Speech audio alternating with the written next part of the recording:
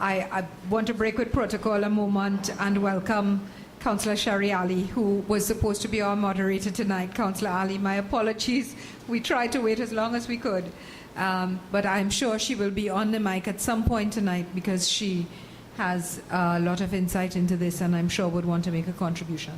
Thank you very much to our moderator, our standby moderator, Alderman Kevin Rathiram, to our special guest and speaker at the head table, Mrs. Lorraine Reyes-Borrell, Director of the Social Displacement Unit at the Ministry of the People and Social Development, to all the other members at the head table, our representative from the Trinidad and Tobago Police Service, Officer Barnett, to our very active and well-known Public Health Inspector 4, heading up our Health Department, Mr. John Ramkalawan, or JR as he's fondly known. Welcome, Councillor. To all the other members of Council who are here, I see a number of councillors, Councillor Arnold Sugrim, Councillor Nigam Joseph, Councillor Laverne Smith, Councillor Philip Montano, of course I mentioned Councillor Sherry Ali. To all the members of administration who are here, we have our own ASP Lively, the head of our City Police Unit. We have our Deputy CEO, Mrs. Willagai Straker, and other members of Public Health, Mr. Jamil Mohammed, and a number of other members of our administration. To the media, thank you so much for being here, for documenting this for us. To all the members of the audience, first off, I want to thank some of the people that we consider street dwellers and homeless who are sitting here. I'm so grateful that you came tonight because really and truly, any consultation about what we should do with or about you, it would not be fair or right to come up with decisions if we don't find out from you what your needs are and what you would like done. We may not be able to meet those needs, we may not be able to do everything that you want, but certainly we need to hear your voice. To all the other members of Mrs. Bartlett, President of the Business Association of San Fernando, Mrs. Daphne Bartlett, all the other business people, citizens, Mr. Trevor Braffett of Shamrock Court is here. There are a number of other people who I've seen. Mr. Charles is here from Marabella Crisis Center. To everyone that is here, I am a little bit saddened that we have so many empty chairs, and I'm hoping, I know with the problems with the weather and so on, I'm hoping that as time goes by, those chairs get filled, because this is an issue that crosses every possible line that you can think of. It crosses the line of culture, of political parties, of religion, of race, of anything you can think of. This is an issue that affects everyone. And the needs are many. We have some ideas, but the more of us that put our heads together and share our ideas, hopefully this, not hopefully, I can guarantee you, this is not going to be a spinning top in mud where we just keep talking and talking. It's time for us to actually do something. I thank you for your time, for being here. I welcome you, and I will speak no more and hand over to the moderator and let us get this ball rolling. Thank you again. Oh, by the way, we do have coffee and tea outside. I know. Thank you very much, Alderman Mungal Bisessa. And as the Alderman indicated, we do have representatives of various organizations here today which touch on concern the issue of street dwelling in the city of San Fernando and indeed throughout Trinidad and Tobago. An important point that I want to emphasize, though, is that a little later on in the program, we will be opening the floor and inviting you, all of you, to advance your thoughts on the issue of street dwelling in San Fernando. And most importantly, we would wish to hear not just complaints, because I'm sure we're going to hear complaints, but we would wish to hear suggestions for dealing with the issue of street dwellers in the city of San Fernando. So whilst, of course, your complaints would be welcome, we would also wish to encourage constructive advice on how we, especially the San Fernando City Council and the corporation being administrators of the city, can deal with this issue.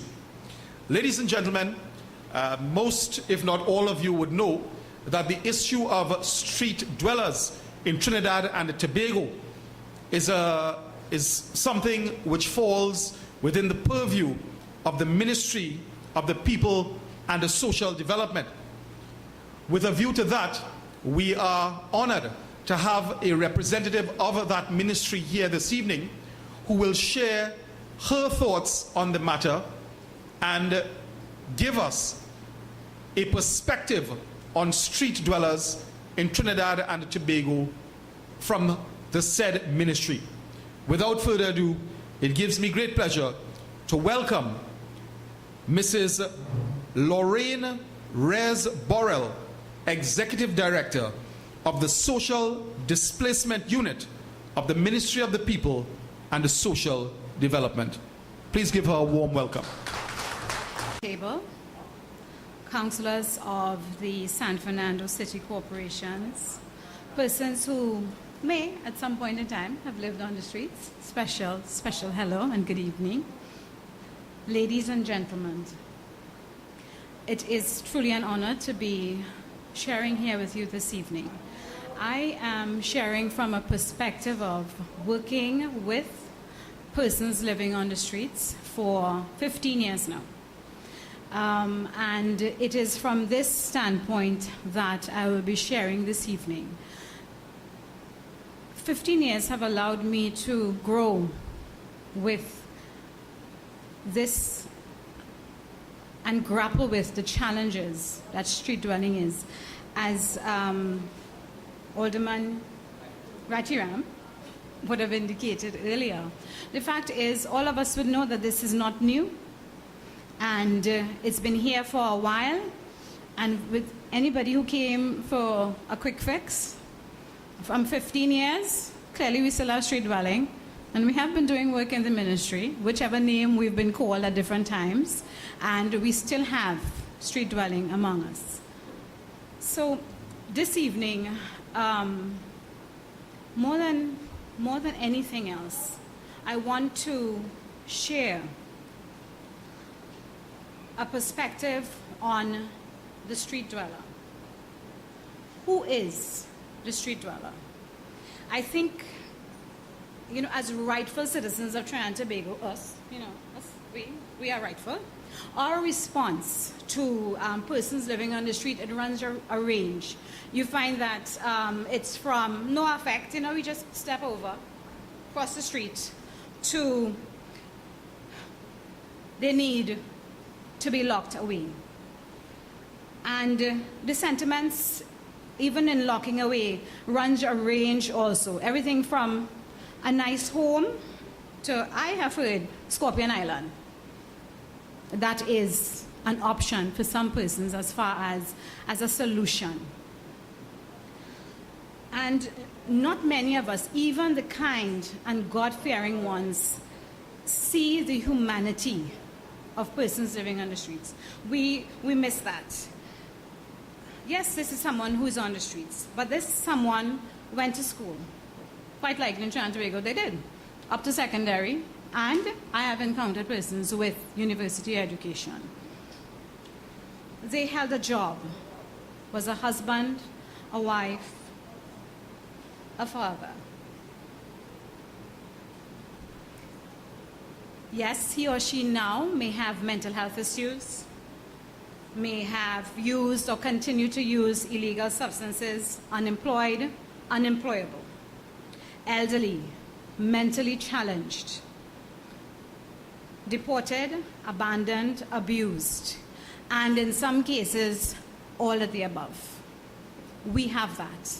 We have that sitting on the streets. And how many of us have not been somewhere in that whole mix in our lives, or on the brink of of those situations or know people who have been in those situations. We manage, or the people we know manage to cope and bounce back.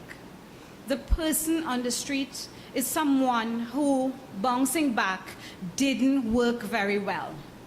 And in many cases, they tried. In many cases, they tried to bounce back, and they were not successful.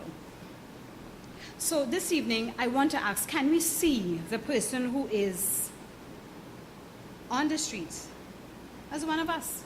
You know, there's a saying but for the grace of God, there I am. I'm on the streets. There is a program that once I looked at the client files, and in those client files there were pictures of before and after. And for many persons, professionals, looking at the pictures, they were like, oh my goodness, look at him. He's not even the same person. And that resolutely annoyed me. I was like, and so what? I was not impressed. This is before and after. What? And it took me a long while. When I'm not impressed, it takes me a long time to come back to being impressed. It took me a long while to understand that part of the problem and part of the challenge was, for my colleagues, especially my professional colleagues, was seeing beyond the dirt when it's there, seeing beyond the odor, seeing beyond the clothing or lack thereof, and understanding that a haircut does not make you a person. Clothing does not make you a person. Street dwellers are rightful citizens of Trinidad and Tobago. And we need to get to a place where we can engage. They have rights, and that is something that over time I have been watched every kind of. They have rights. Yes, they have rights and responsibilities, like all of us. And maybe for many of them, the responsibilities have gone haywire. But that does not negate their rights. It does not, and it will not. We have to understand that we have to find ways to engage. And I was particularly happy to hear Alderman Ratiram use the word solutions, because often you find that people want a quick fix. They want a solution. And the fact is we don't. We don't have solution. Earlier on I spoke to the fact that there's mental health issues. There are issues of unemployment, unemployability. Street dwelling is something you have internationally. Trinidad and Tobago, it is not necessarily fueled by poverty and the fact that you don't have a home. If you give the active substance abuser a home, he will sell the bathrooms, fixtures, he will sell the roof, he will sell the windows. And eventually he will have no home, and where will he be? Back in the road. How have we solved the problem? We certainly haven't solved the problem for him, and now we have one less house in the housing stock in Trinidad and Tobago. So we have to look beyond. And in fact, homelessness is something a whole lot bigger than what we see on the streets. There are people bunking by family and that kind of stuff. They're homeless. And we have to find a solution to that too. The ways that I am speaking of requires collaboration and coordination. And that's why this evening, for me, driving through an hour and a half of traffic from town, I have all respect for persons who live San Fernando and come to work in Port of Spain. I might have roam my own water taxi if I had to drive through that. I don't like to drive a toll. To have to do that, I was like, ooh. But I'm excited. I would have driven through it a second time. Or maybe get somebody to drive me. To come and be here, because this is what Solutions is about. Coordination, collaboration. I look at the table and I see that we have Trinidad and Tobago Police Force, we have Public Health represented. All of these agencies play a part. They all play a part in something that we refer to in the ministry as the continuum of care that needs to be developed. It's not just about making sure that this person has a meal. It's not just about ensuring that he has clothing. It's not just about he's somewhere where we can't see him. lock up. It's not just about that. It's about offering persons who have a range of problems, a range of solutions, and it involves every one of us, the state, corporate entities, Ministry of Health, NGOs, FBOs, we all have a part to play. So for me this evening, I think I'm excited. I think that we have to talk, and as indicated by Alderman Rajamam, yes, we're going to have to hear what are the challenges, what are the problems, but also we need to hear what are the solutions, because I really can only see best through my own lenses, and I am dependent on other person's lenses to inform me and to inform how I think and what are my proposals. So ladies and gentlemen, I look forward to hearing your solutions and sharing some more as we dialogue this evening. Thank you. Executive Director of the Social Displacement Unit of the Ministry of the People and Social Development. Ladies and gentlemen, you would have heard Mrs. Rez Borrell give a very practical assessment to the issue of street dwelling in Trinidad and Tobago. And many of us, we see street dwellers. Some of us refer to them as homeless people. Some of us refer to them as vagrants. But whatever the label we place on them, how many of us have ever spared a moment to consider from whence they came? And Mrs. Rez Borrell elucidated that some of these people are where they are because of deportation, because of mental illness, because of family abandonment.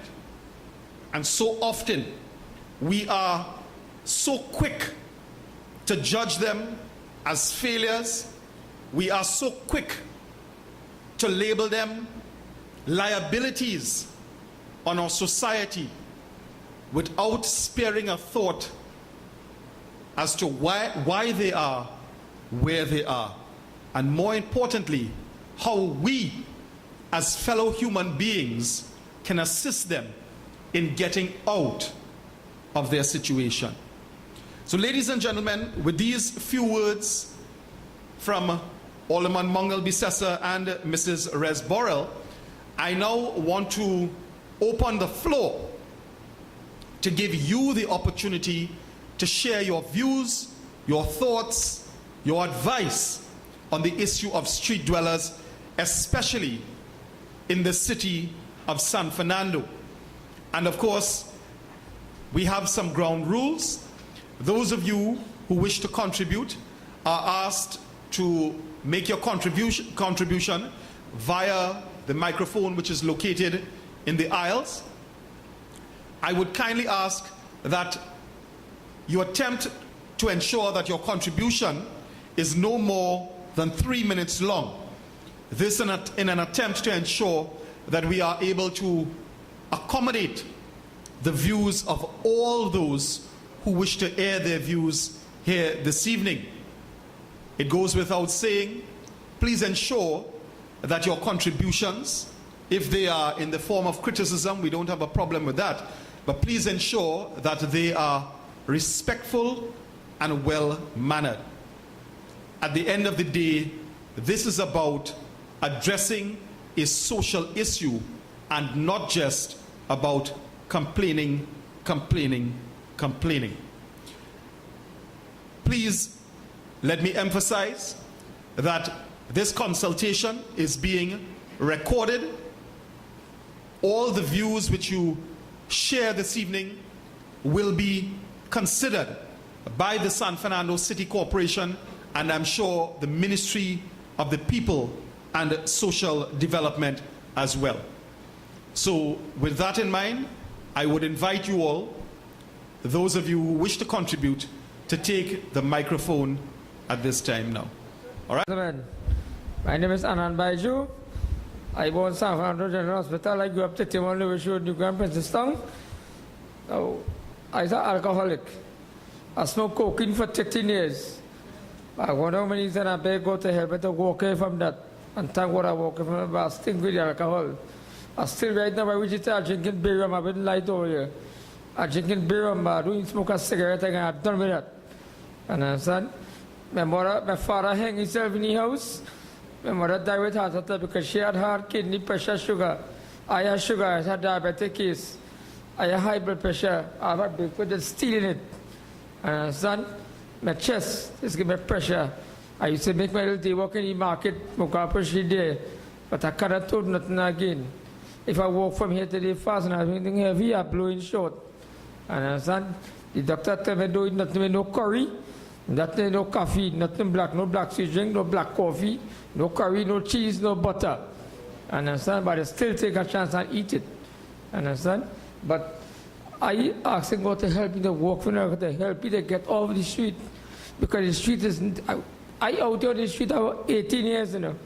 I sleep in Port of Spain, in Duncan Street, Frederick Street, Nelson Street, Frederick Street, Abercrombie Street, Tunapuna, in Sawa, on the crazy by the priority bus route. I get bottle on my waist, up kind of thing here. And the street very dangerous. So I could talk to the minister or the ministry or the government or something, help me to get something to get off the street.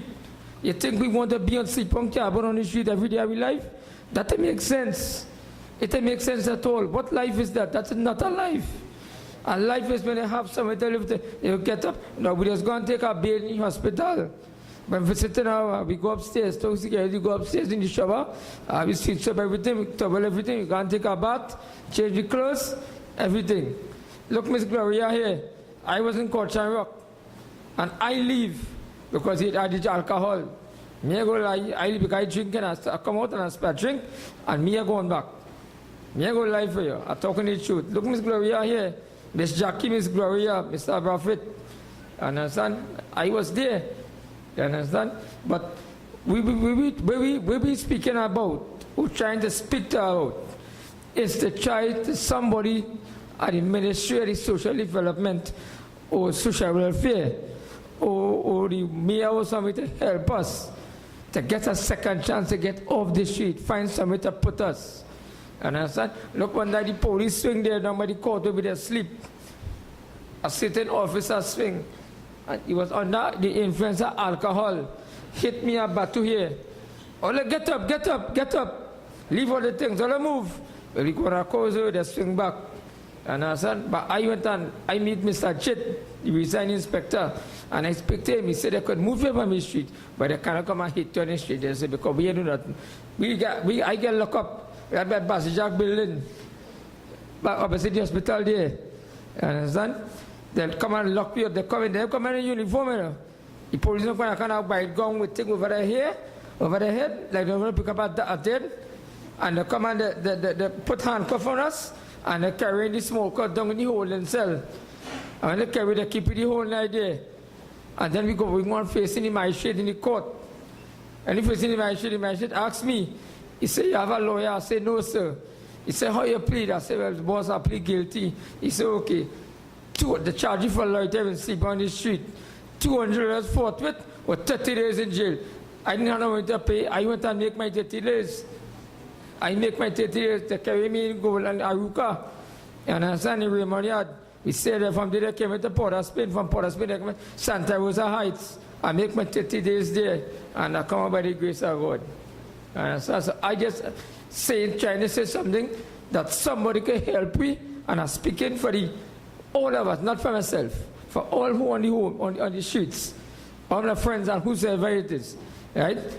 To let somebody to do something to try to help us to get off the streets. Okay. Thank you very much. So could I just ask you, you indicated that you are an alcoholic. Yes, sir. And well, many of us do not know whether homeless persons are approached in any way to try to get help. Have you ever been approached, whether by any member of the Ministry of the People or, let's say, community police or anything, to perhaps get help for your addiction to alcohol? I was I was on the promenade there by Mr. Gandhi's statue, Yes. and I speak to myself. A certain person passed. I say, I hear two voices on my shoulders here. And I speak, he asked me, he said, Indian, you all right? I said, but I don't know what's going on. And the whole man, he came into the hospital. And when I going up, I started getting on in a certain way because I suffered epilepsy and fits. I have that, I have high blood pressure, I have sugar. You understand? And he carried me down and put me in Ward 1.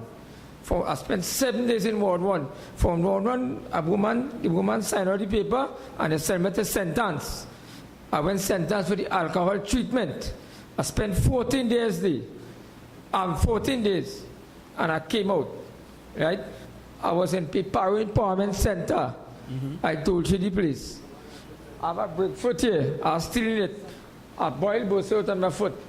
Right? Them fellas, they started scolding me. And I finally go in the dining hall to eat. They're watching me. Don't come here. Go so, go so. I spent the course of days 9 months. If you didn't complete the 9 months course, right, and you have nowhere to go, you can stay there. Then they open a place called the New Horizon. You understand? On the side of Dolce place and Dolce Land right there. Same compound. You understand? I take a chair and hit him. Because I have a high temper. Let's get back very fast. I hit him, and the manager, Mr. Gavin Cole, told me I have to leave the center. And I leave. And that's how I come back out here. You understand? That is how I come back out here. So you were enrolled in a program and you decided to leave? No, but I get myself in a little difficulty there, sir. All right. Okay. Thank you very much, Okay, Mr. sir. Thank you. Mr. Birju, I believe it is. Yes, the ministry has any initiative whereby employees of the ministry actually go to persons, homeless persons on the street and speak to them about the problems they are facing, whether it is they are willing to go to a shelter, whether it is they are willing to enroll in some drug rehab or alcohol rehab program. If there is any initiative like that, perhaps you can share it with us a little later this evening. All right, so let's return to you. Yes, Mrs. Bartlett. Alderman Junior Regrello, looking like a member of the police task force. Welcome, Acting Mayor. Thank you. Good evening to members of the head table. Ladies and gentlemen, street dwellers, we were very happy to hear what you had to say. But I have to say that this evening I represent the San Fernando Business Association and also the Arthur N.R. Robinson Poverty Eradication Fund, of which I am the chairperson. Now, our association was formed about 10 years ago, and before that, we have been very active in trying to help street dwellers, homeless people in our city. Excuse me. I have not been to a similar forum, but I've met with several mayors of the city. I have met with prime ministers. I have met with ministers, and we spoke about the same thing we are speaking about now. The last discussion I had was with the present Attorney General when they just got into office, and one of the things they asked me, what is it we really want? What do you all want? One of the first things you all want done. And I said one of the first things we really would like attention paid to is assisting street dwellers. And the Attorney General told me then that the laws have to be changed. You cannot just go and take street dwellers off the street and put them somewhere, and he would actively work on that legislation. We have an attorney, a learned attorney, who is our chairperson this evening. I'm not sure if he can enlighten us as to where that legislation is at this time, but many of us in this room would recall years ago the street dwellers were the then government had tried to remove them, and our learned attorney, who was probably not the Attorney General then, but he had he took out some injunction for the civil rights. And he said, you can't remove street dwellers off the streets because you're infringing on their right and this and that and the other. So this is why the present Attorney General said that he has to change the laws. I was very disheartened to listen this evening to our guest speaker, what's her name? Mrs. Rez Borrell. Mrs. Rez Borrell, who is the executive director of the Social Displacement Unit, said that she has been, maybe not in that position, but she has been dealing with street dwelling and their problems for 15 years. And I cannot imagine for 15 years you're in a position or assisting someone who was in that position. And I did not hear any solution. I have not seen any solution to the problem. I have been trying also, but I remember we are in the business community and we help as much as we can. I have a retail outlet on High Street, a pharmacy, and I can tell you that many of the street dwellers, if they come in, they have soft drink, they drink beer rum, all kind of stuff. But the bigger problem is, as we've heard from two people here who have had the experience, is that they would like somewhere that they can call home. Now, they do not want a 3-bedroom house. They want to be in a community, like the gentleman just said. He was in the Piparo establishment. He was honest, and he said he's a Bajan. He has temper and thing, so he couldn't stay there. So we have to put something in place where they would, when they're taken off the streets, put into these kinds of establishments. We have structured programs where we can really deal and help these people to become better persons, to enjoy life, to see life from different eyes and angles. And the lady who spoke first, she did say how much help she needed, but the government has so many ministries, Ministry of the People, this, that, and the rest at the moment.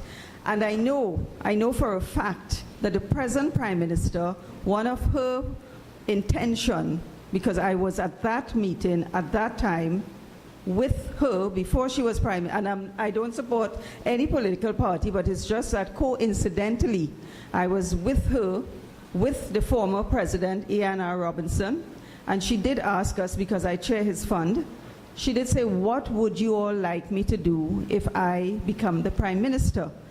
And she said, oh, well, you are the Poverty Eradication Fund, so maybe we can try poverty reduction. And Mr. Robinson said, no, not poverty reduction, poverty eradication.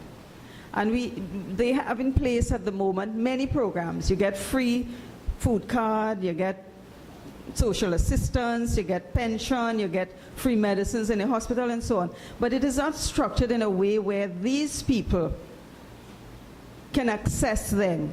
We have a ministry that would probably know. I mean, I read in the papers where we have nearly 200 street dwellers in the city of San Fernando. Obviously, you would have a database with their names and addresses and so on. So the ministry, it behooves the ministry to get that information. And if the laws have to be changed, let it be changed. And let's take these people in a dignified way and treat them well. Some of them need medical attention and all the other attention. And they need a lot of psychological help too. But if we can band together as a nation and the government themselves pay, well, I guess they're doing, but it's how far we are going in the ministries.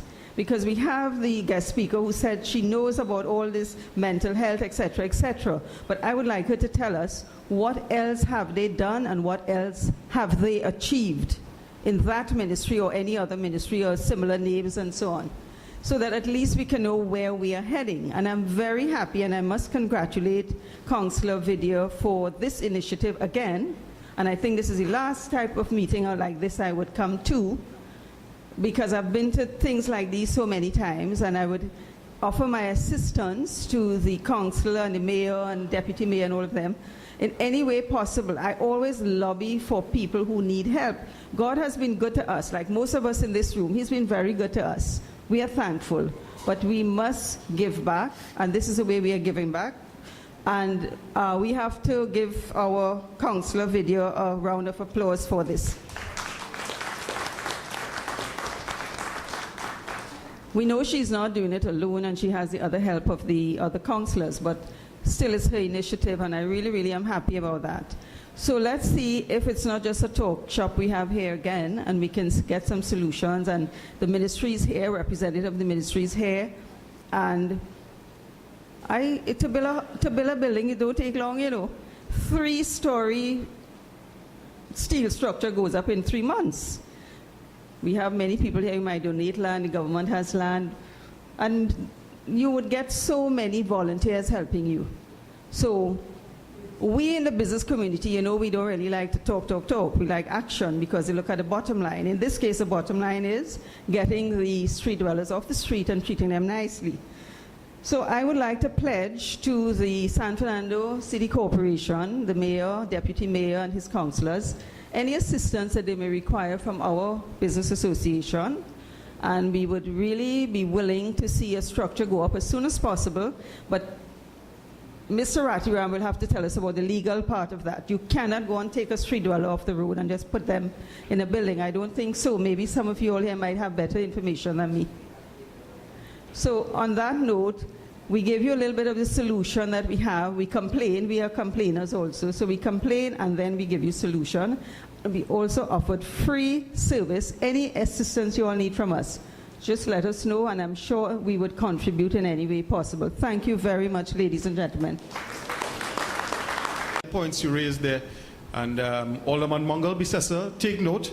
When we're ready to build the 3-story steel structure, Alderman Mungal Bisesa, when we're ready to build that, Mrs. Bartlett and her organization will write the check.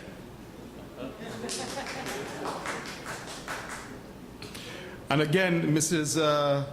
Rez Borrell, some questions for you. What we'll do is take the contributions, and closer to the end, she can address all the questions that may be directed in respect of her ministry. So ladies and gentlemen, I know we have a representative of Court Shamrock. Who is the representative of Court Shamrock? Yes. No, you don't have to speak now, sir. But a little later on, yeah, okay, well, when you do speak, perhaps you can tell us about the capacity of your facility and any shortcomings in terms of resources and so on that the facility may have. And also, if it is persons leave there and go back onto the streets, what you think are some of the reasons for that. All right? Anyone else? Sir, yes, the gentleman in the purple shirt, you wanted to... Yes? Good evening, sir. Your name, Chairman, my name is Pat Charles, yes. Acting Mayor Alderman Junior Regrello, members of the head table, Mrs. Bartlett from the Business Community Councillors, fellow citizens of San Fernando, and particularly the representatives of the homeless who have spoken. It is quite interesting, Mr. Chairman, that you asked who was the representative of Court Shamrock. Only last week I was invited to join the management committee of Court Shamrock, and I said yes.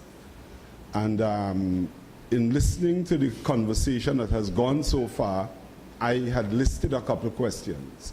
And I wanted to start by saying I think the city of San Fernando is fortunate in having an existing facility to treat with the homeless. So we have the problem, but we already have half the solution. I listed here 2 or 3 questions that I felt we needed to ask ourselves and to seek answers to. What is the size of the problem of homelessness in the city of San Fernando? Question 1. Is the Court Shamrock facility adequate to deal with the problem? Question 3. If not, what do they require to make them more effective? And finally, what institutional strengthening does the Court Shamrock Center need to better serve the needs of the homeless in our city? Thank you. Yeah. Thank you, sir. Very, very relevant questions, and I'm sure in due course we're going to get some more information about Court Shamrock. Boys, after which we'll have the lady in purple. Yeah, good evening, Mr. Chairman, Deputy Mayor. Ladies and gentlemen, all protocols observed. Reference was made to the Basil Jack building earlier on by one of the street dwellers, and I am blessed to be the owner of that building. And for many years, we who occupy that part of the promenade have been, I have to be frank, plagued by the problems of the street dwellers. While I recognize that they have the constitutional rights to be where they want to be, they have to be mindful of the rights of owners to the enjoyment of the property. So I want to express my gratitude to the police who were responsible for eradicating the problems that we face on the front of the promenade. Somehow, there is effective networking among the street dwellers, because once they were charged and appeared before the courts, our problems disappeared. So thank you very much to the police of San Fernando. However, I'm mindful of the fact that they have moved from our area and have gone to other areas in the proximity of the courts. And I am speaking perhaps on behalf of the other attorneys and the court personnel who are confronted by the problems. So, yes, I'm mindful of the fact, too, that as caring citizens, as blessed Trinidadians, we have to be concerned about the rights of the others. And I agree with Ms. Bartlett that we should all get together to see what we can do so that they can be placed in adequate accommodation. However, while they enjoy their rights, we have to ensure that property owners and other people who use the streets, not just the property owners, innocent passers-by, are also protected. On that note as well, I want to make an additional plug that I have made some time ago, that we need additional street lighting outside the corner at the Basil Jack building, so that people who have to wait late for taxis and other users can feel safe at night. So I am grateful for the mayor for these continuing consultation, and I am trusting that it will not just be another talk shop. So let's hope that we get some positive results. Thank you. Thank you, Ms. Boyce. Has made is that where you have homeless people being removed from one particular area, it doesn't mean you have homeless people, or it doesn't mean you have any less homeless people. What simply happens is a migration, if I may use that term, from one locality to the other. So the problem simply moves from one street or one part of the city to another. Yes, ma'am? Yeah. Your name, please? Good afternoon. Pleasant good evening to each and every one of you here this evening. I'm San Fernandian, I'm 78 years old. Sorry, sir, your name, please? Beg pardon? Your name, please? Terry Lakatu. Terry Lakatu. Thank you. San Fernando. A San Fernandian. As long as I could remember, this thing is going on. But I came here because I am the president of St. Vincent Paul and Harris Pamna. I deal with a lot of these displaced persons. I don't like to say vagrants, because I agree with the minister, they are people. They are people. Some sort of thing happened to them.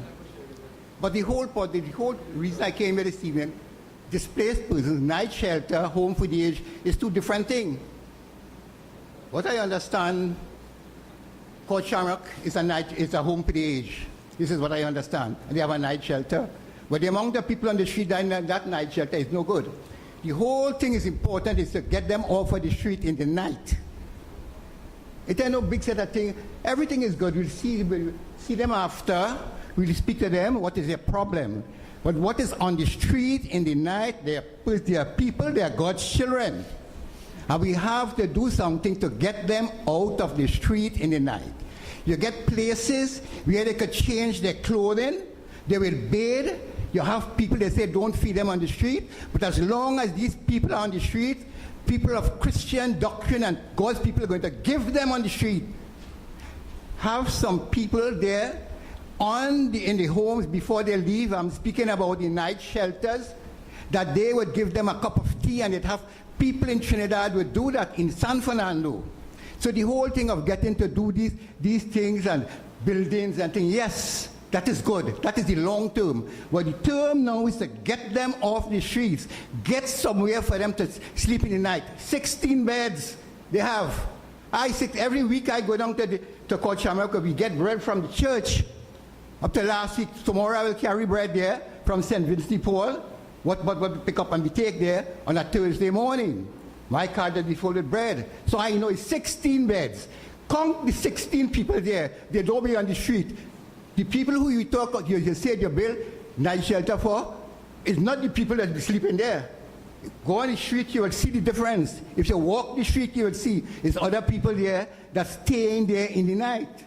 So you have to build a proper place, get them off the street in the night, and then with whatever you say here to do, day by day, night by night, whatever it is, and then you will see what's happening. So the whole problem is, I heard everybody saying, what in this business place and that place, police lock them up, do all kind of things, but when they come out, they come back on the street. Does it make sense? Does it make sense to take people off the street, put them in jail, charge them, send them up in sentence, and you let them go? Because we, as a country, as neglected people, and that people only passing word on them and saying all kind of things, get them out the streets in the night by getting a night shelter, and then deal with the other problems. Amen. Thank you for your suggestion to curbing the problem. Hi, good afternoon, everyone, or good evening. So, Channel Alto, I'm actually not from San Fernando, but from the north. I'm a teacher by training, and I do teach now. It has always bothered me, when I moved to Trinidad and Tobago, was such a wealthy country, the amount of people that would be on the street. Now, I don't know what is the actual definition. Is it vagrant? Is it a homeless person? Is it a socially displaced person? Whatever it is. I'm hoping that we get a clear definition for that. Now, I know that we have a public health inspector, I believe, there on the head table. My concern has to do with some of the potential human health implications in a highly urbanized environment. No, I'm not going to cast any aspersions on anyone, but the fact remains that people may have a multiplicity of medical ailments. And the public that have to pass through. I used to teach at the San Fernando Tech, and whenever I come to San Fernando, I was always a bit concerned about people passing next to you and so on, because you don't know what they are carriers of. The issue about mental health and some of their challenges and the risks and the danger to persons, especially young ladies and so on. So that I think it's an issue that we must tackle. Now, in terms of a possible solution, I teach sciences, not sociology, but I just want to try to give my suggestions. What I think is that we need to do is to first have a clear policy. We have a representative from the relevant ministry there, and I'm hoping that she can probably enlighten us into what is the current policy as it deals with this particular issue. The updating of the relevant legislative framework, I know a speaker acts on it, and I know that you may, in fact, interject at some time, at least I hope. I do want to get a little feel for what really is the legal opportunities there. To me, sleeping on the streets cannot be legal. There must be some way, and I know we have representative of the police service. Can they shed some light? What is the legal side of things currently? With respect to dealing with the problem immediately, once we have identified that we can legally screen and identify people, maybe not take them off the street, but that simply get them to a place where we can screen them and determine what their relevant needs are. We can then target the specific situation, be they a former drug addict, an abused person, or whatever the case may be. But I think from a social point of view and from a national point of view, the problem goes deeper, and it's not just immediate solutions. It has to do with how our society and our societal problems. Some of them that I think has to do with social inequity. We do have issues whereby the wealth, the gap between the very wealthy and those that are poor is widening. And as that continues to expand, we are going to have problems with more and more socially displaced or homeless persons. I'm hoping that we can come to some solution with that. There seems to be a breakdown in terms of the family unit and the kind of extended family support that we had in the past. The issue about immigration, it is something that I'm always concerned about, something I've raised on numerous occasions. We have, Trinidad and Tobago is a fairly vibrant economic space in the Caribbean, and we have lots of people coming from other parts of the Caribbean. What happens when we have an economic decline? Would these people have any kind of social net? Will they end up on the street and add to the problem? And one that I know very little about, but one in which I think needs to be tackled, it seems to me that a lot of the homeless persons, especially up north, are drug addicts, or at least former drug addicts, or however we choose to call them. I see a lot of young men. I work at the city campus in Port of Spain. We need to tackle the drug problem. And I know that's a very broad area that has many dimensions. But until we tackle those broader social, national security issues and so on, we will not be able to deal with the problem. So those are my comments. I hope I was clear. But that's the direction in which I think we should go. Thank you very much, sir. Following on the question that Mrs. Bartlett had posed to me, unfortunately, Mrs. Bartlett and sir, I'm not that high up in the political rung to be able to shed any light as to whether there is any existing proposed legislation or any legislation in the pipeline in respect of homeless persons. I don't know again if Mrs. Res Borrell may be able to shed some light in that regard. What I can say, and you all have correctly articulated, a couple of you correctly articulated it, you cannot take someone off the street forcibly unless they commit some crime. So if they are sleeping on a street, on a pavement, that is a public place and you cannot physically remove them. The state can find itself the subject of a civil lawsuit, as Mrs. Bartlett mentioned, for wrongful arrest, false imprisonment, and be liable to pay very vast sums of money. So the bottom line is that unless people are willing to go with the authorities to somewhere like Court Shamrock, you cannot physically remove them unless they are committing a crime. Of course, if they are on somebody's private property, that's a form of trespass, and they can be forcibly removed and arrested by the police. But if it's a public place, then you cannot forcibly remove them. Yes, sir? Good afternoon to the head table. All protocols observed. Thanks, Alderman, for your initiative, as Attorney at Law Boyce said, and the officer from the Ministry of Social Development. My name is Martina Kawi Chotalal. I'm sure that most of you all here know me. I'm the daughter of ex-Alderman Elva Kawi, one of the San Fernando Borough Council. So, I went to St. Joseph's Convent, and during my studies, my uncle was murdered and I suffered a nervous breakdown because of studying too much in those days. But I did my A-levels at St. Joseph's Convent. And over the years, from 1970 to 2010, I've had to be hospitalized. I left the service, community development, where I worked from 1984 to 2011 in range 29. I've written several letters to the editor about different things that are happening in society on a national and international level.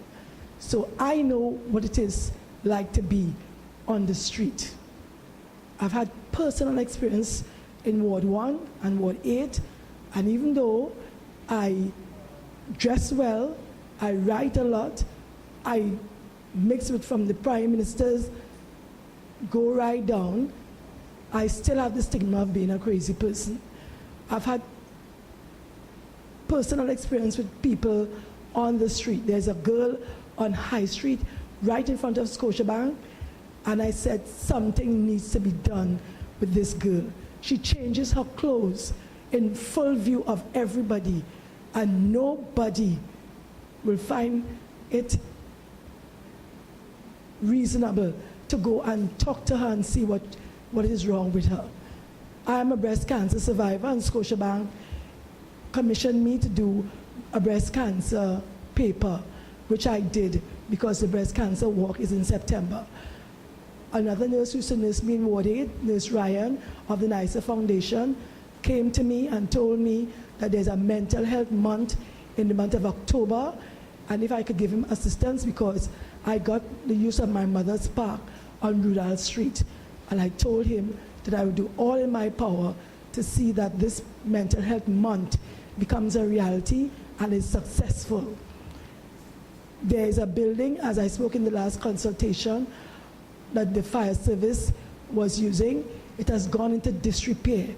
And I would personally like to have that building so I can turn it into a halfway house for women who have been abused, specifically women who have been living on the line. There was a classic case of a woman who was pregnant with her 8th child, I think, and she was incarcerated. I used to visit her at the hospital because Senator Joan Williams sent me to see about her because I used to work in community development. I worked in several ministries from 1970, since 72 until 2011. I broke my service in Australia and I was hospitalized in Australia, and they have in Australia a facility which is first class. Many people have since gone to Australia because I went there in 1975. And I think that we need to take a page out of the book of the Australians and see if they can implement this in Trinidad and Tobago. Because I know this first street dweller who spoke. I know her personally. She used to come to Sukurayan Street. And it hurts me to see people in that condition because so much of us are so well endowed, and we have to share with these people who are out on the streets. But we are so insensitive that now sometimes I harden my heart when people, professional beggars, beg me for money. Because some of them are well dressed, but they have mental conditions. Their parents have abandoned them. I have personally helped people come out of jail from America, and they're leading successful lives.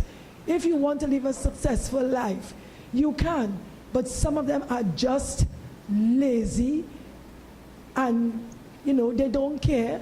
They drink their beer rum, and they like to live in that comfort zone, and they do not want to seek help. Dr. Chamney, who is my doctor, is one of the directors of Court Shamrock, where you can get 3 square meals a day and accommodation. I have a cup that was made in a kiln from Court Shamrock, so that there is a facility there that can accommodate people who want help. But some of them do not want help, right? So, before I leave, I'm appealing to all the business people, like Ms. Bartlett, who has given human service not only to San Fernando, but to Trinidad and Tobago as a whole, and by extension the rest of the world, and the Attorney at Law, Ms. Merlin Boyce, Ms. Oriella Daniel Moore, and all of the other stakeholders. I would like them to get on board for the Mental Health Month, because we need money and different things. Resources, thank you, yes, to make this Mental Health Month a reality and to make it successful. Thank you very much. Thank you. Thank you. Ladies and gentlemen, may I also take the opportunity to welcome the CEO of the San Fernando City Corporation, Mr. Inderjit Singh. Welcome, Mr. Singh. As well as the Deputy CEO, Mrs. Willa Guy-Straker. And of course, the second best looking member of the San Fernando City Council, Councillor Rondell Donowa. Second best. The deputy mayor is the best looking, not me.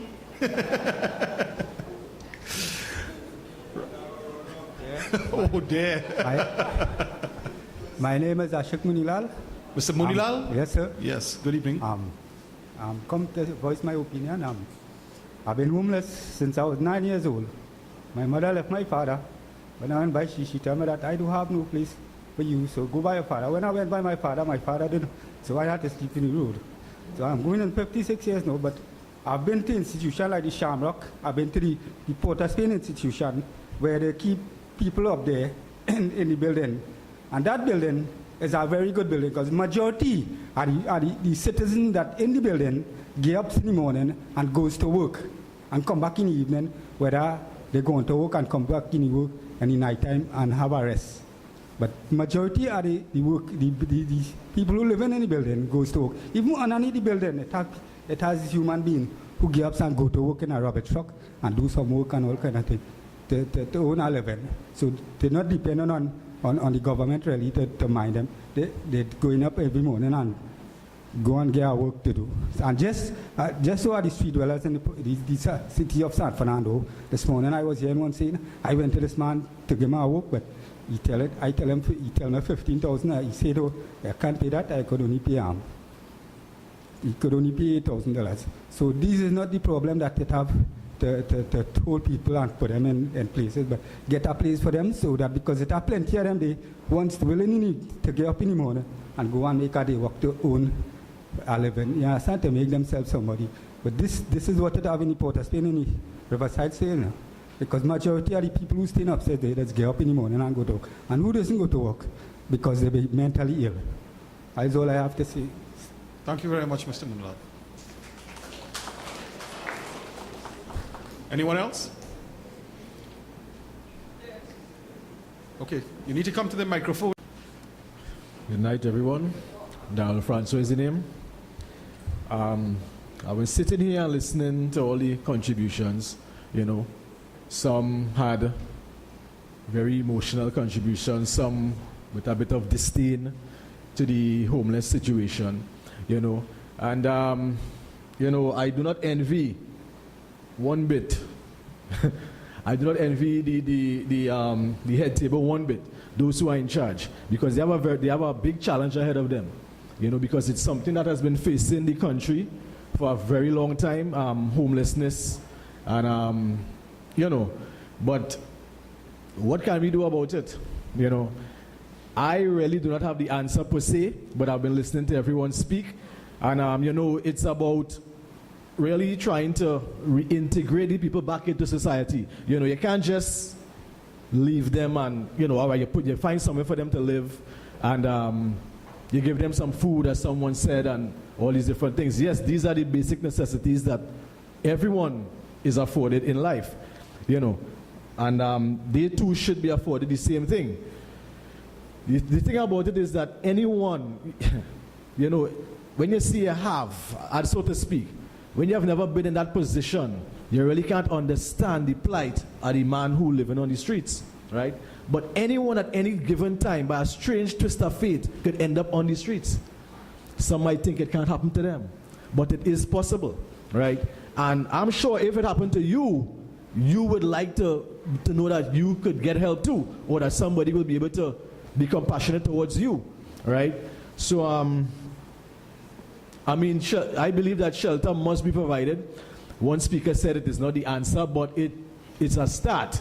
You know, it's a start. The head of the South Business Association, she mentioned that, you know, they may be willing to help, you know. And I think that more places like Court Shamrock should be available, because Court Shamrock just has a certain capacity, you know. And the manager of Court Shamrock, Mr. Bradford, you know, he has a very compassionate heart. He is always willing to help. There were a lot of guys that came in and out of that facility, right? And he still took them back, right? But what leads the man to go back? I don't have a degree in psychology, so I do not know. So, I mean, this is something that we have to look into. Also, money will have to be spent. It's not going to be something that's going to be easy. It's not going to be something that's going to be cheap. Money will have to be spent, because you really have to start dealing with the man from on the inside, because you could dress him up, you could bathe him, you could feed him.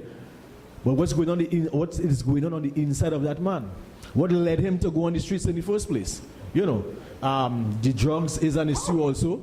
The substance abuse, whether it be alcohol, drugs, whatever, that's an issue. So some kind of rehabilitation has to be in place also for the man. Some of them have that issues, some don't. Some have the mental issues and all these different things, right?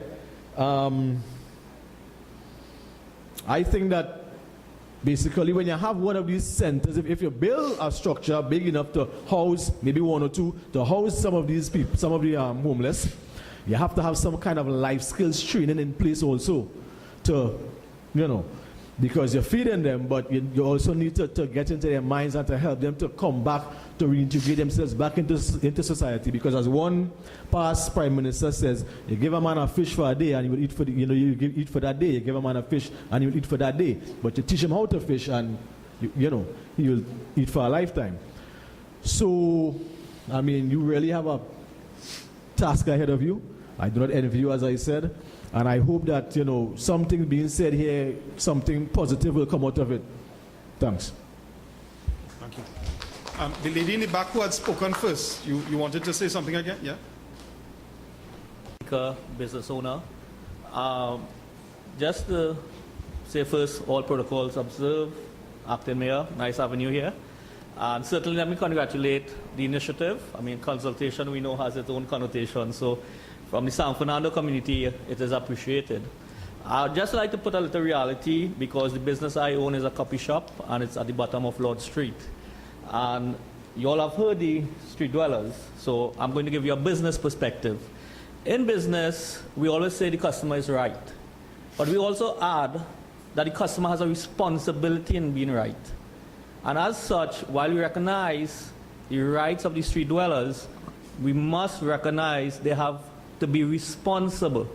And it's that note I'll take that in profiling the street dwellers, I'm hearing things tonight that is certainly shocking, but I'm hearing about violence, I'm hearing about the behavior is not, how we say, normal, it's sometimes schizophrenic. I'm hearing about cleanliness, we're hearing about mental health issue. So it's a broad spectrum of issues you have to deal with, and certainly I do not envy the Ministry of People and Social Development because you have to deal with the Ministry of Health, you have to deal with the Ministry of Community Development. So it's not an easy task because of the range of issues in the street dwelling side in profiling this person. But I would like to add where my business is, if you profile that area, we are responsible business people. We pay our taxes, we pay our land taxes when it's due, I guess. Property tax, right, correct. But not only that, look at where we are located. We are located with San Fernando Boys RC. We are located with St. Gabriel's RC, St. Joseph Convent. On afternoons, there are young girls and boys that are coming at the bottom of my store in broad daylight interacting with these street dwellers who are not in the best of health, who are not in the best of mind. So I plead with the police, right? Not so much of what the policy is. I'm not too interested in legislation. We all know that can go a different way because as the street dwellers are saying, we have to enforce the Mental Health Act here. But there's a loitering rule. All I'm simply asking the police, if they visit my property 1 o'clock in the morning, I have 10 beds outside my door. My customers have to walk over street dwellers. The lady who has been talking has been arguing with me and her fellow companions every day during business hours. It is not fair to business people, right, to have to leave their homes in the night to address a street dweller. There must be some enforcement from the police force, right, in terms of patrols, in terms of at least informing these street dwellers that they cannot own our properties. I recognize the public safety, I recognize the rights of these street dwellers, but like I said before, they have to be responsible because we are living in the city of San Fernando. There's an image and there's again a responsibility we want to uphold. The business community, as far as I'm concerned, we contribute, we give the opinions, but certainly we are asking for the cooperation of the protective services in having regular patrols. A side issue is, and it may be a difficult one because I don't know how to treat with it, but the escalation of street dwelling under my store happens on Sundays when food is dropped off. The amazing point here is the amount of vehicles that drop off food. I don't think they understand what they're doing by migrating the street dwellers from the top of Harris Promenade on a Sunday. I have close to over 25 street dwellers. The mess they leave after, I cannot open business on a Monday morning. So I recognize what the street dwellers are saying, but I have to have some security or surety from the protective services that if I go to my business place late at night, that I'm protected, that these street dwellers, when asked to move, at least understand that I'm asking to move. I've dealt with verbal abuse, I've dealt with threats, I've reported all of these. So I think one simple solution, as we say here, is not so much creating new laws, it's just the enforcement of the present laws. And I certainly ask for that. Enforce the present laws. We can then accommodate and deal with the street dwelling problem, but I'll leave it at this part. It's a risk versus reward strategy. A street dweller is being rewarded, there's little risk. If you make the reward limited and increase the risk by the penalties of enforcement, I think we will have a way forward as an initial start. So that's my proposal. I simply just ask enforcement of the current legislation that applies to the Protective Services, the Mental Health Act, and the Public Health Act. Thank you very much. Thank you very much.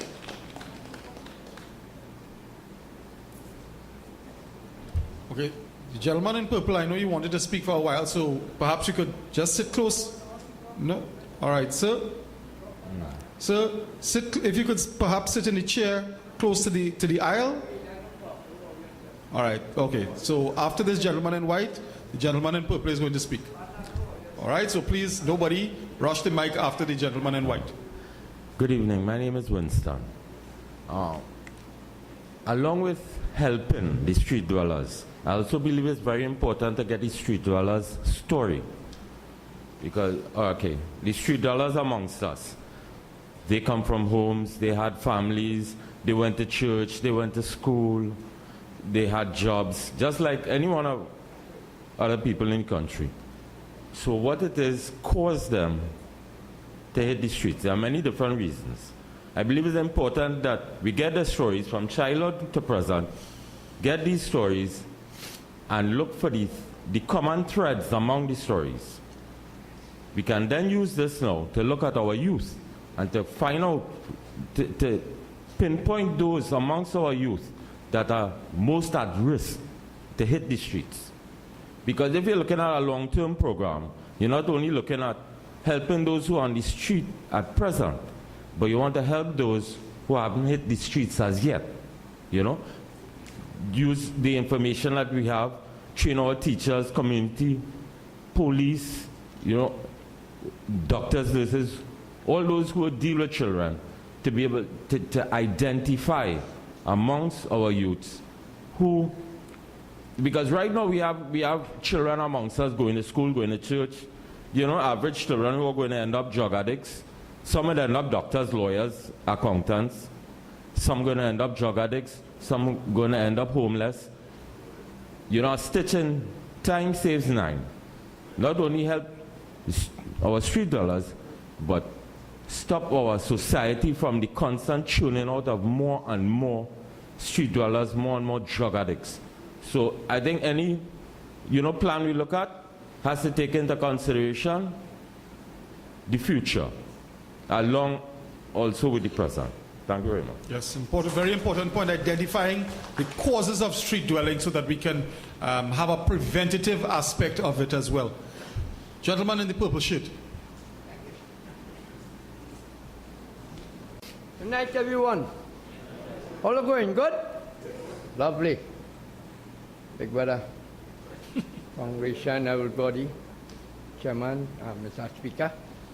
Now, what I want to find out exactly is all want to condemn how to call we again? Help me now. Call the street dwellers. Homeless. Homeless, yes. Homeless. We not no vagrant. We not no pipers. We just have no place to sleep. We just sleeping on the street. We don't humbug nobody. Like someone come up here with a white shirt and saying, oh, we nasty, not the place and this and that and all kind of thing. We're not doing that. We just clean up our place. Right? We don't humbug nobody. No. Right? And I want you all to tell the police, leave us alone. Right? Because we don't know criminal, bandit, rob nobody. We not that. We decent citizens, each and every one of you all. Right? I don't want to let all them know. We not no criminal thing there, right? Leave you alone now. Please, leave us alone. Thank you. All right, so thank you. I believe we have a representative of Court Shamrock who will say a few words about the facility. I mean, I think you should. It's the main facility for San Fernando. So I think the gathering would like just to get an idea of the adequacy or inadequacy of the facilities that you may have. Because it may need to be addressed by the corporation, by the Ministry of the People. So, Mr. Braffett or one of your representatives, just give us a brief overview of Court Shamrock, where you all are, and perhaps some of the things you may need assistance with. Good afternoon. All right, sir, thank you. Mr. Deputy Mayor, members of the head table. Mr. Moderator,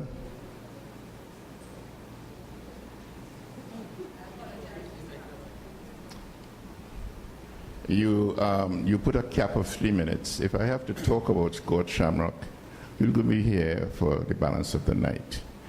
I must say something though. When I look around and I see the audience, I'm a little bit disappointed.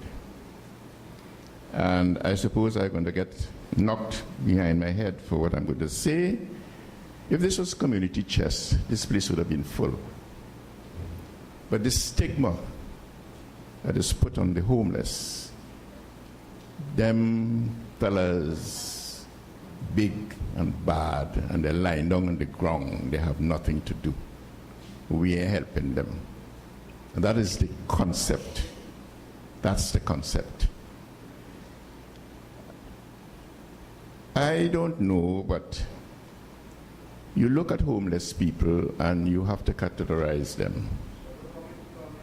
You have the simply homeless, you have addicts, polyaddicts, you have those who are psychiatric, you have people who are suffering from AIDS, we have pensioners. And what we are noticing now, there's a large social congregation that is coming into our homes. Wife kick husband out. Husband have nowhere to go. Come down by Court Shamrock. We have now begun to behave like the Americans. The pensioners build their homes. They are now being thrown out. Put them in a home. Send them somewhere out on the street. We come down by Court Shamrock. We are having a lot of people coming from the courts. Hospitals have people in the beds and they live there. They come down by Court Shamrock. Now, we had a consultation before, and I'm looking at it here, help the city to help the homeless, right in this building. The city corporation had it with the previous mayor. And I am tempted to ask a couple questions, but I don't think I should. What has come out positive out of that consultation? Court Shamrock, a night shelter was designed to hold 16 homeless people.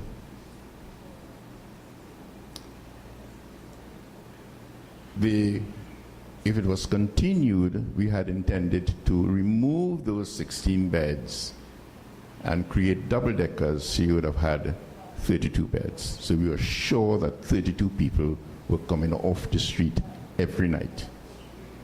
We have 16 every night now.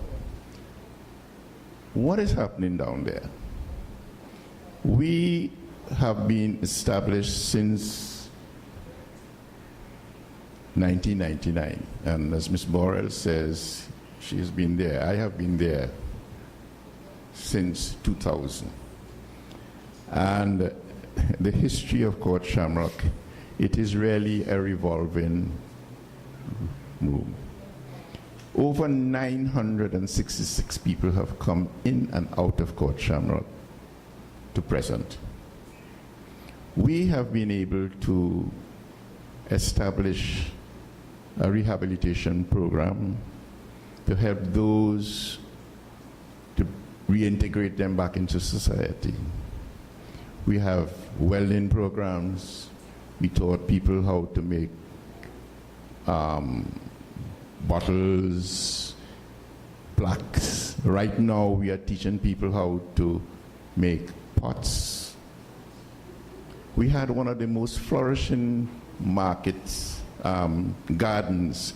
We supplied the city corporation with stuff. We had a stall, so that we have our objectives very quickly was to provide a viable alternative to street dwelling, to determine the socially displaced persons' rehabilitation and treatment needs, to facilitate voluntary and involuntary removal from the streets and provide accommodation, to prepare clientele for treatment and rehabilitation, to provide referral to treatment and rehabilitation facilities and programs. That's our main objectives.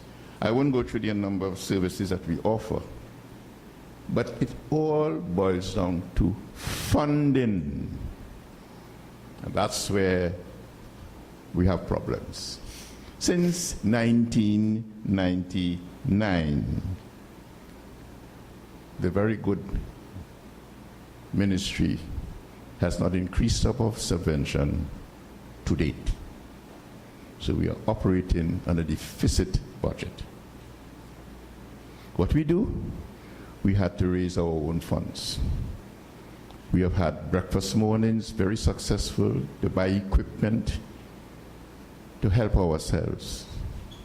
The CPT Corporation, the previous mayor, gave us some assistance. He's still there? Right. We haven't got any from this one yet. But you expect us to perform. This is why I said, you know, it is a little more than what meets the eye. But just to give you a brief, we can hold 50 people, but we can't feed 50 people because we don't have the funds. Actually, the night shelter is being funded by us. And we have had an NGO, the Rotary Club, to assist us, to help us to feed those people outside there. We provide them with clothes, they have a meal, they have a place to bathe, they have toilets. Actually, we had a security guard out there, and for 4 months that man worked. And nobody wants to pay him. And he's a recovering addict. And he's looking at me and saying, this is what it's all about? And there's a hurtful situation, and I must say it. His mother died 2 weeks ago.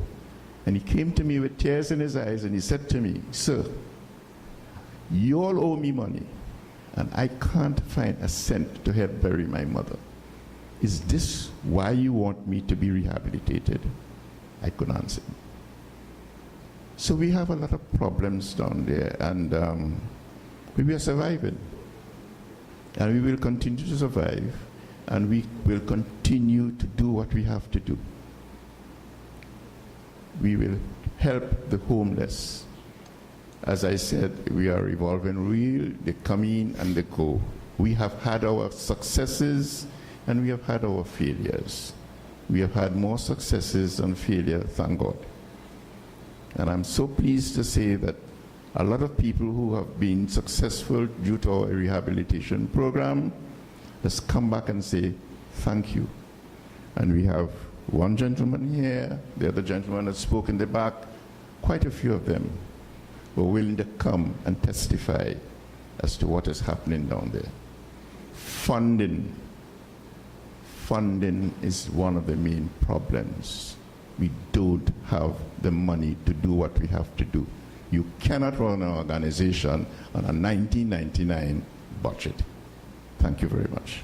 Mr. Bradford, before you leave, you said that you all could currently accommodate 16 people per night. Is that correct? The night shelter. Yes. The night shelter. Yes. You see, what was supposed to happen is that we were hoping that the people in the night shelter, although they come in with a bay room and whatnot, they would see what progress is happening to those that are in Court Shamrock and see what the benefits that they are achieving. And we are hoping that they will come across to us. We also build a halfway house. That's another story. Thanks to the city corporation, we haven't had it yet. You see, so that it is not as simple as it looks. There are a number of things that are supposed to happen, and this doesn't happen. Well, you mentioned something about 50 people. Is it that you can accommodate 50 people space-wise? In Court Shamrock, 50 people.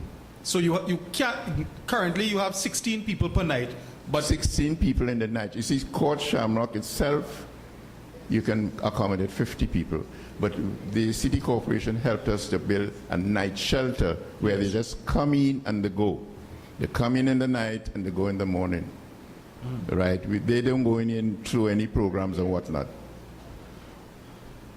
Right? They don't want to be disciplined. Well, as you see, they just come, bathe, eat, and go. But where we are, the Court Shamrock, the original place that we have designed, they can hold, we have 50 beds. But we cannot manage.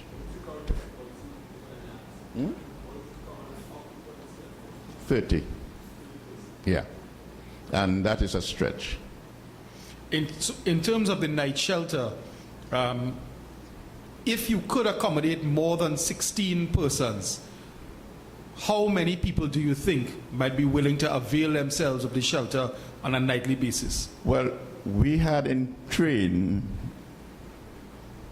to get 16 double-deckers. Right. So then we would have been able to accommodate 32. Because we already went out 2 o'clock in the morning, and with the help of these guys, because they know their language, yes. We don't know their language. Yes.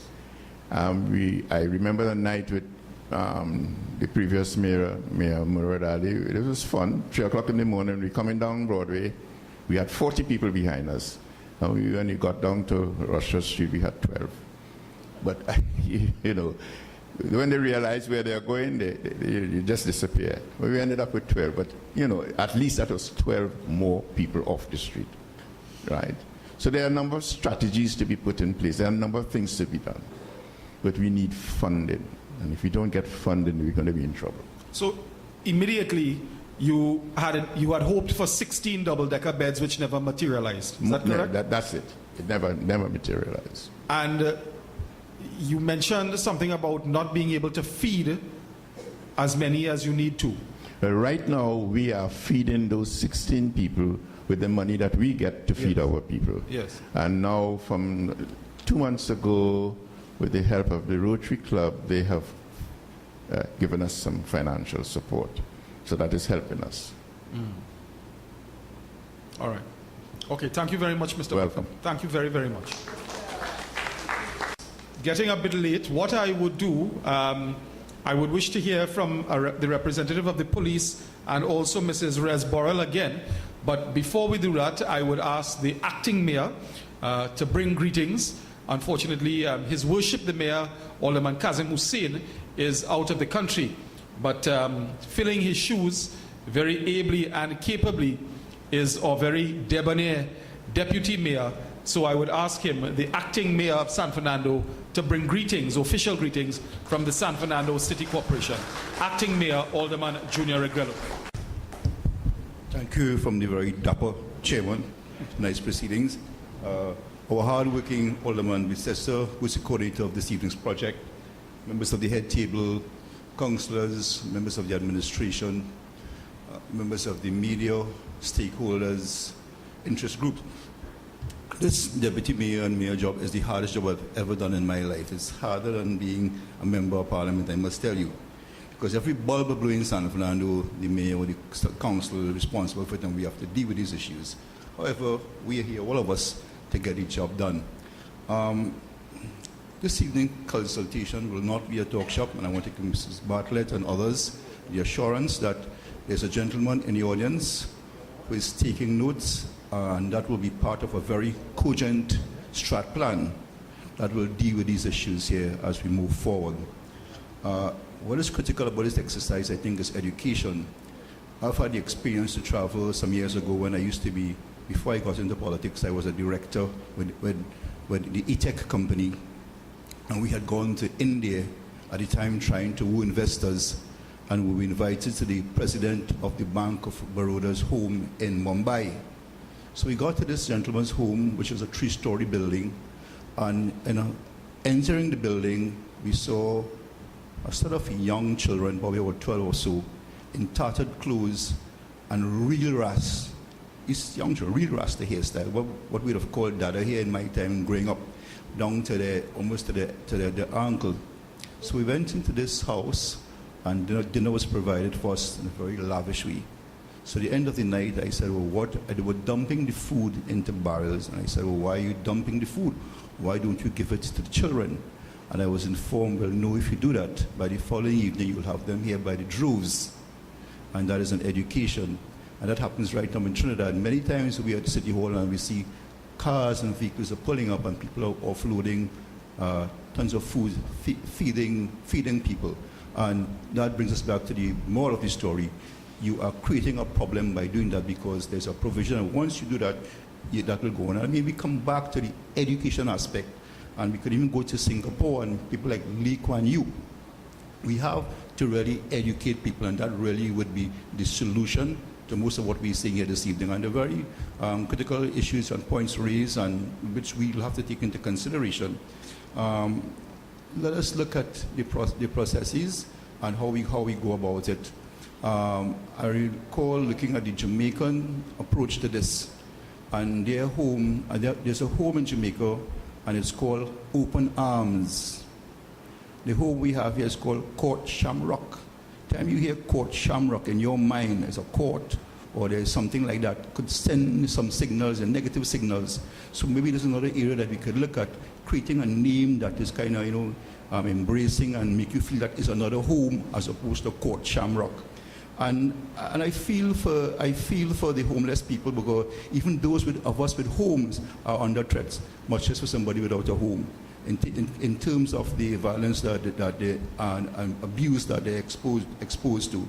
However, I think that this evening's exercise is pretty interesting and encouraging, and I want to assure you that we are going to do all in our power. This hard-working team here, and part of our very, as I said before, cogent strat plan to address these issues. I want to thank the members of the public for coming out here and crave your indulgence as we continue to find a solution to these very critical problems. I thank you.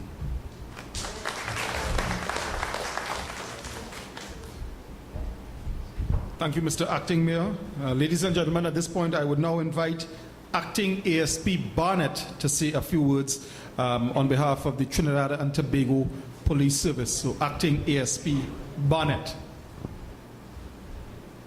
Good afternoon, everybody. All of protocols observed. The Acting Mayor, Mr. Junior Regallo, along with the aldermen of the corporation, members of the public, members of the City Corporation Police, ladies and gentlemen. It is a pleasure for me to be here to share whatever information I'll be able to give to you all. First and foremost, the issue of the street dwellers. Under the laws of Trinidad and Tobago,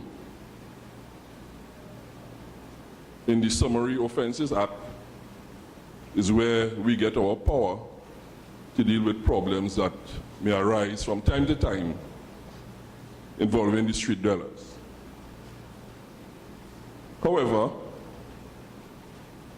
we of the Trinidad and Tobago Police Service don't really take much pleasure in dealing with issues of such, when we could deal with situations at an earlier stage. And one of the gentlemen tonight spoke about getting into the street dwellers at present, the thought processes and all those type of things, to arrive at a solution to assist them and also to identify problems that we may have with the youth of our nation. I believe that particular strategy should be embarked on to alleviate the problems that we are seeing now in our streets of Trinidad and Tobago. One of the street dwellers indicated that he was beaten by the police, kept in a cell, and then charged the other day. Our function as members of the Trinidad and Tobago Police Service is not only to arrest people. On many occasions, we'll talk to people, but then it may come a time when we have to do what the law gives us the power to do. It's not something that we take pleasure in doing. For the purposes of the business people and the other people in the San Fernando area and the wider society, we understand the problems that you all may encounter, but sometimes you have to give way. Not that we don't want to do the patrols or anything like that. We are mandated to protect and serve everybody in Trinidad and Tobago, including the street dwellers. However, one of the business people indicated that he's having a problem on the bottom of Lord Street, San Fernando. And I believe he is not the only person encountering the problem. I will give you the assurance that I will take the message back to my seniors in the division so that you may see a marked improvement in the patrols in the particular areas to try to alleviate the problems.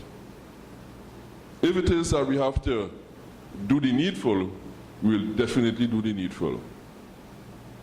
And along with the city police officers, we will try to come together with them to try and solve the problem as best as we can. But we need the assistance of everybody, including the street dwellers.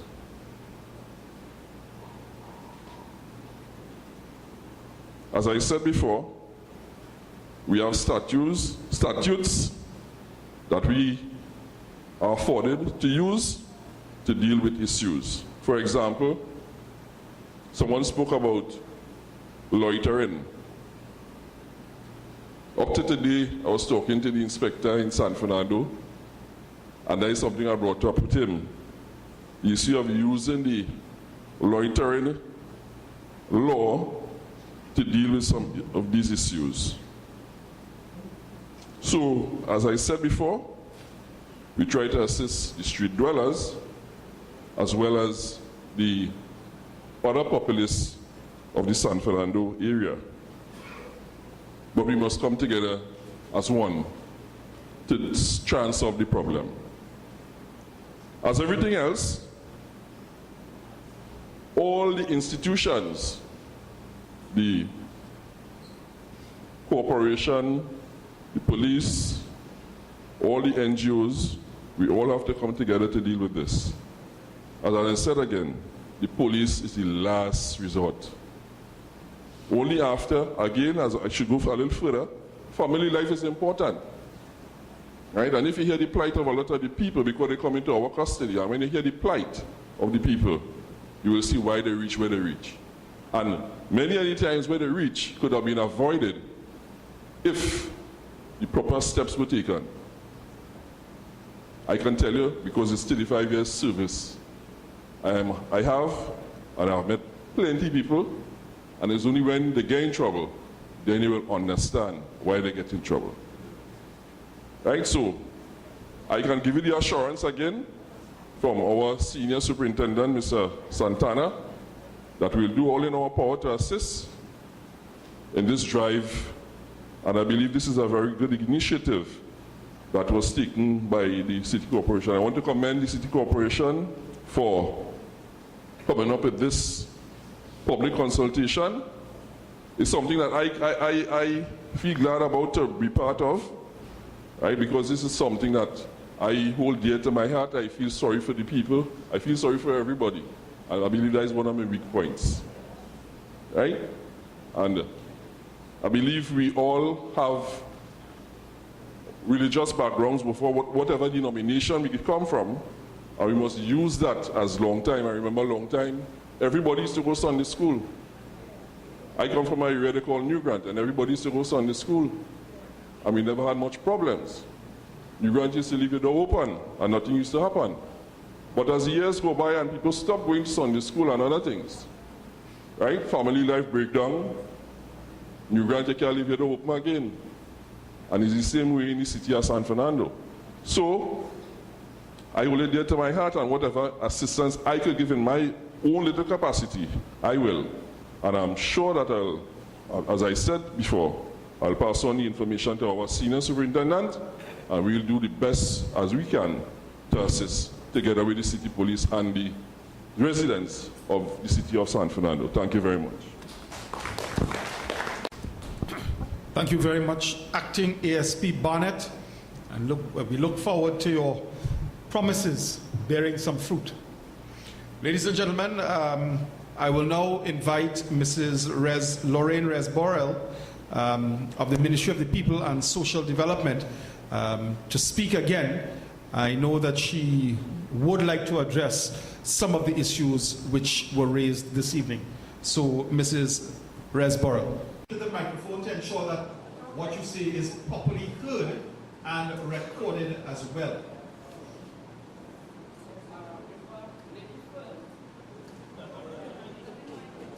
Yes, is that all right? Okay, I'm from Port of Spain, all the way to Martin. I came here to help the homeless people because I know they cannot help themselves. Some of them is sick, they can't even walk, they can hardly talk. But I don't speak on behalf of them.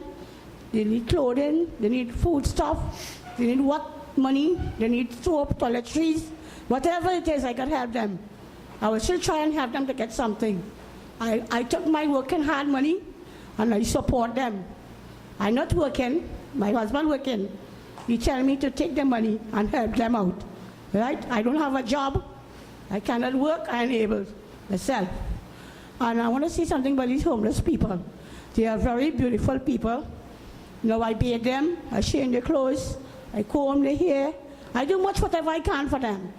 Right? I make them into church, I sing songs for them, I cut the nail, I trim them, I shave them, whatever I could do for them. God knows best. And I want to say, also myself, I'll be with them. If they need clothing or I need clothing, I go and get something for them myself. The pastor came, he gave us clothing, he gave us food, he gave us toiletries, whatever he could afford to have them out. Because we know the position right now with them. Right? Some of them are not working, they're unable. Also my friends and them in the back here, some of them are unable. Right? Some of them can't even walk, they can't speak. So what will I do? What will I do? How will I help them? I even took, every weekend my husband come and drop money for me. He said, babe, how are you making it out with all these people, to support all these people when you don't have a job? I said, boss, I can't speak anymore, but God knows best. And one day I told him, I said, babe, I will succeed one day. He said, what happened to your hand? Your hand is not good. I said, boy, I have a stroke, I have a semi-stroke, I can move my hand. My feet, I can even hardly move my feet also. But God is a good God. I want to tell people what God could do for me. I'm in a church, I just go to church, the pastors come and pick up us. Even though we have no clothes or we have food stuff, he will still bring us a meal of food and he still gave us a little clothing. That is all he could do for us. But he cannot give us a home. Right? He will help us with everything, but he cannot give us a home. What we need is to get in a building. Amen? And I believe that you all could do that for us, to get us off the street. And I want you all to cooperate with us, because most of us are not working anyway. And what you all could do for us, I'll be very thankful. Because I myself and all tourists cannot cry. Because if I go to cry and tell someone our problem, they would not want to believe that what I'm saying. Now, night after night, we are outside there, rain or no rain, we have to make it. And have some people have, and they don't like to give. There are people who have millions of clothes, but they don't like to give nobody nothing. I knew that. I went through that already. You say, well, I went to the church about 2 weeks back, and I asked for some clothes for the homeless. You know what they told me? Get their form and fill it out, and then you will come to me. I said, well, these people need of something. They can't wait. They have to take a bath, they have to bathe, they have to brush their teeth, and then they will bring a meal of food for them. Right? What I can give them, that other people will bring for them. And I want to believe that God doing something in my life. And I have to do something for them. And I will keep on doing it for them. I don't know how long I will do it for, but I will keep on doing it for them until God say, well, Father, it's enough. I can't say anything more. There are a lot of alcoholics, people out there. I know they like the alcohol, but it's problems they have. Look at my little friend here. He have everything. He had Maxi, he had motor car. When his brother took everything from him, he leave him like a dog on the street. Look at him there, let him come and speak. He had everything about his own. He have children, he has his wife, he have everything his own.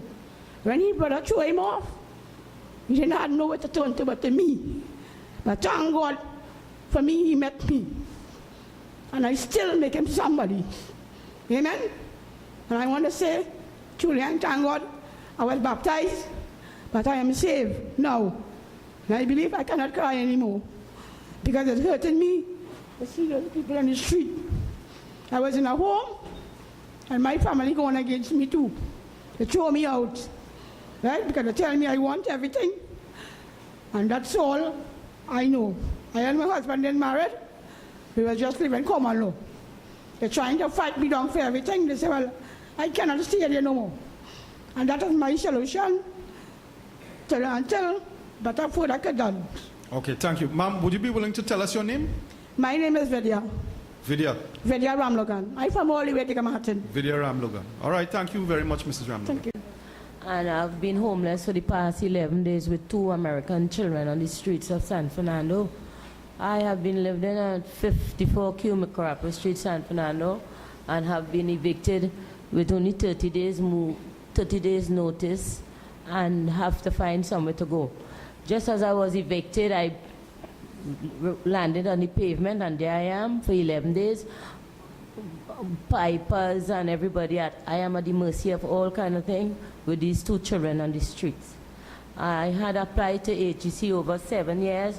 When my house had slipped into the sea, I had gotten help from self-help to build, but I was unable to continue building because my child was almost raped down there on the line in Marabella, and I continued living at 54 Cumacarapa Street, but the landlord wants his place, and the place is unlivable because of roaches and all different things. I came to the health department many times reporting the conditions of the place and all these different things. The HEC social worker visited the place, and up to now nothing has happened, and I'm on the street. All right, well, ma'am, at the end of the consultation, or when it's finished, a few of us will speak to you and put our heads together to see how we can assist you. Thank you. All right, yes. Perhaps a representative of the police may wish to touch on that issue a little later on as well. Good evening, all protocols observed. My name is Frank Sears. I belong to a number of organizations, but I'm here in a private capacity. First of all, I didn't get an apology for the late start. I don't want any now, it's too late. Secondly, I think all and sundry over the years have approached this problem in a piecemeal fashion. Why I say piecemeal? We should look back and realize that the economic system that governs this country breeds inequality, unemployment, and poverty. And once you have that system pervaded, you're going to get more and more street dwellers, or whatever name you call it. People falling through the cracks. Building any place like Court Shamrock cannot solve the problem. Because once people network and they hear there's a place like Court Shamrock where you get in free meals or whatever it is, more and more is going to come, and you cannot accommodate them all. I wonder if any one of the people involved with street dwellers from an official capacity have ever done any research to find out if any country or countries are considered to be successful in dealing with displaced people. I, as a personal, on a personal note, know a little of what I've seen happen in a place like called Cuba, where whenever they're treating people, they don't ever allow them to come back into the society at large until or unless they are given a skill so that they could be on their own, they could be productive then, so to speak, and their ailment is treated, whether mental, physical, psychological, or whatever.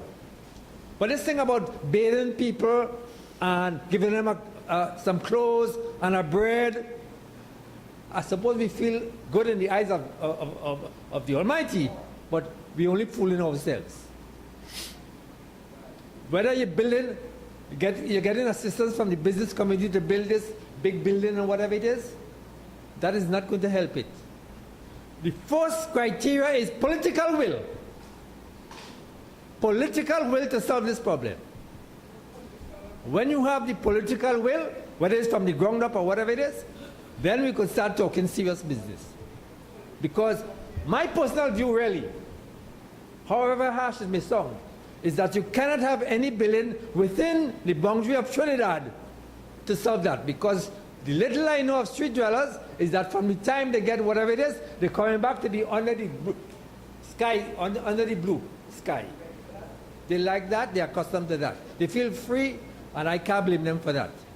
So it has to be some property or where there is a sea between it, where we could deal with them kindly, professionally, and give them a skill, whether it is to iron clothes, whatever it may be.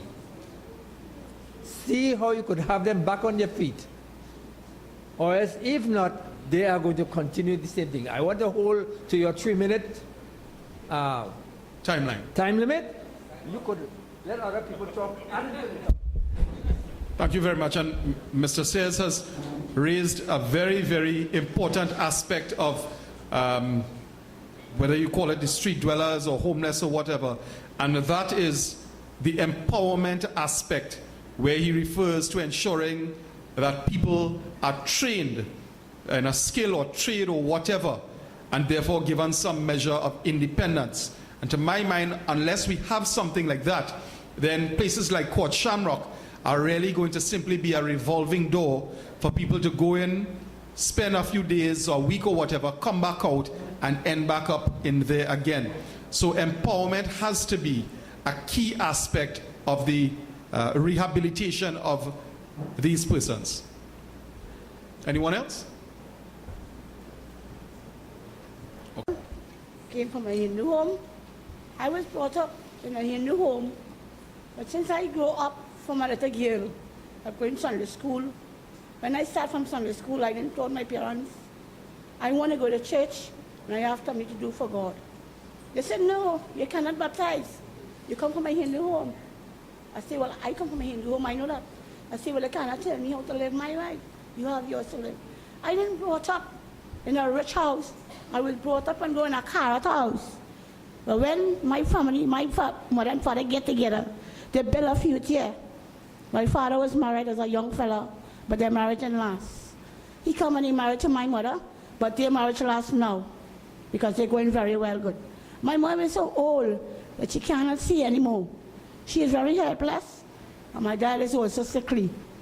I stood my brother about a week ago. I told him, I want to speak to him. I tried to get him on the phone, but when I normally get him, he gave me, and a kind of way like, he didn't want to talk to me.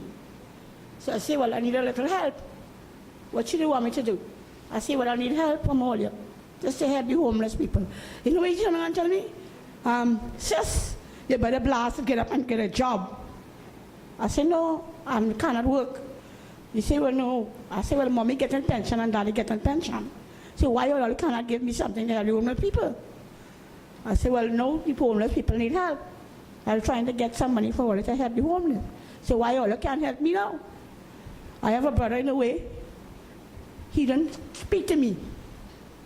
You know, like he come like he dumped me. Okay, all right, ma'am. I'm sorry to interrupt, but remember you spoke for quite some time at the beginning, so I need you to be very short and precise about what new point you want to make, please, because we have other people who want to speak. The point I really want to make is my friends, homeless people, and myself, because I'm not taking on myself to say I'm not homeless.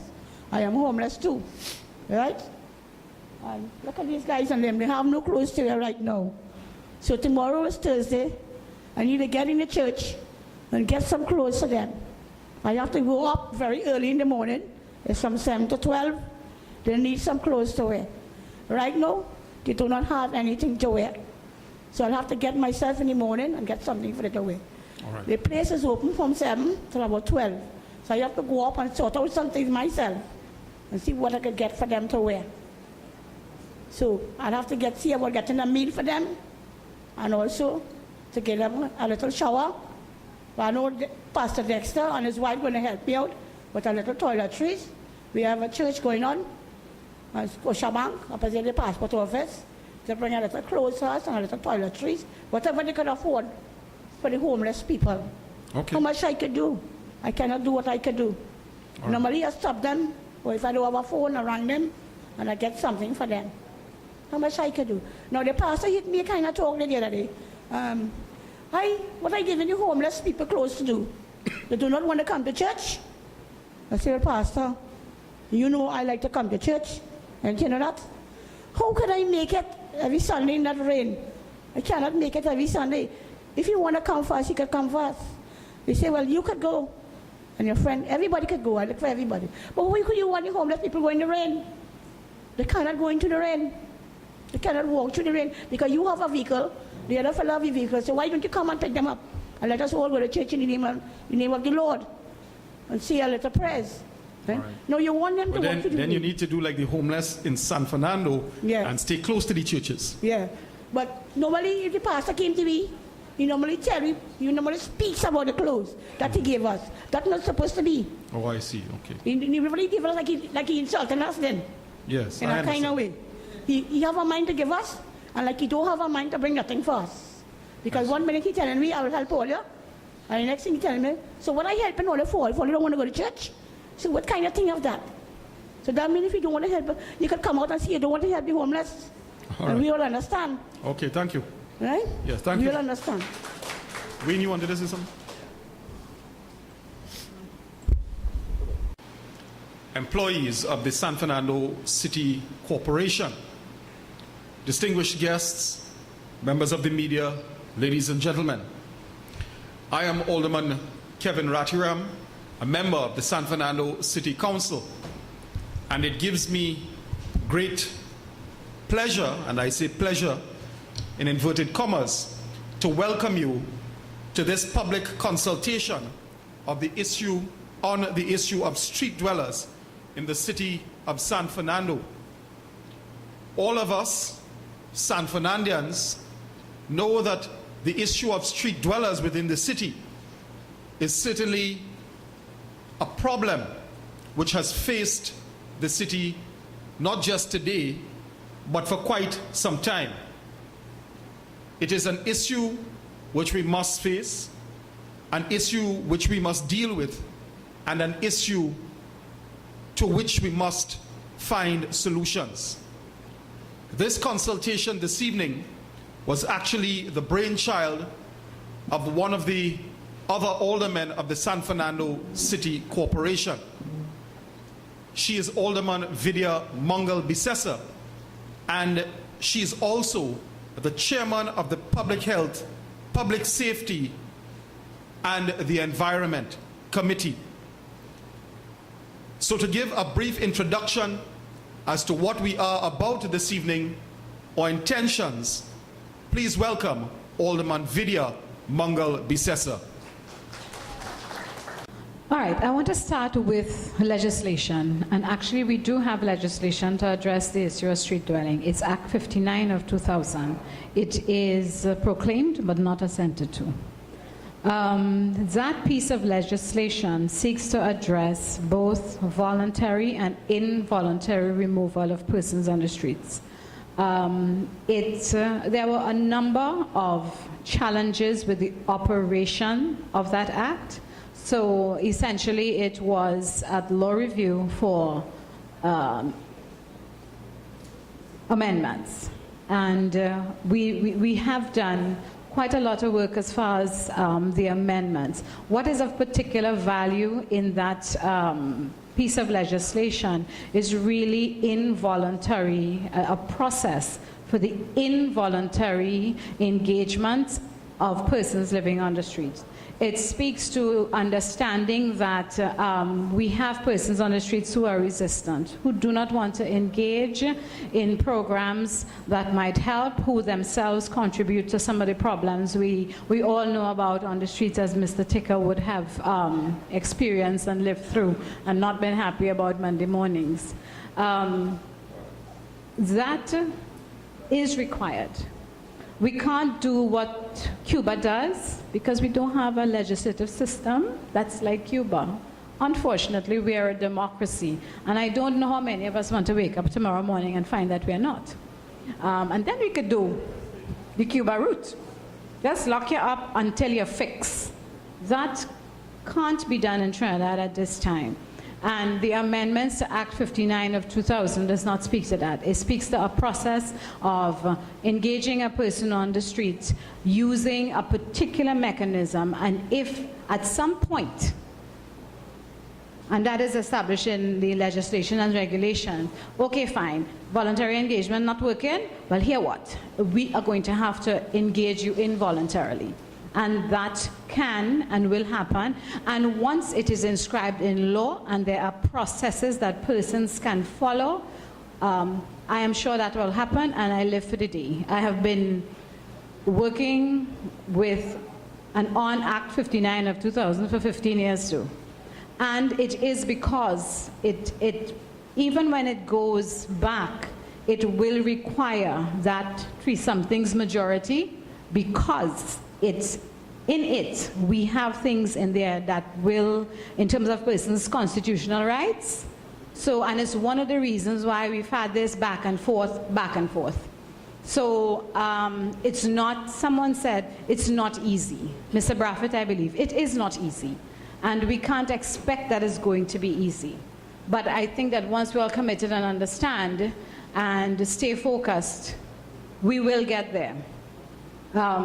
So that's for, and linked to the legislation, yes, is the research. And persons would have mentioned things like whether we have database of clients, if we engage clients. Yes, the unit has been involved in these processes for years, and we do have them in terms of understanding what the client's needs are, how we need to respond. But again, it has to be in a framework, and a lot of it has to be circumscribed and ascribed in law. And regardless of how we may feel sometimes emotionally about something, if we seek to do what I think many people may feel might be best today, we might find ourselves in moral, ethical, and legal quagmires. We can't do it. We cannot do it. Because to come out of moral, ethical, and legal quagmires is not easy. And the state certainly can't propose to engage in illegality. We can't do that. In terms of the concern expressed as far as we've had a social displacement unit for 15 years and what has happened. Well, for 15 years we have had persons engaged on the streets of Trinidad. Tobago does not have a problem, they send it to Trinidad.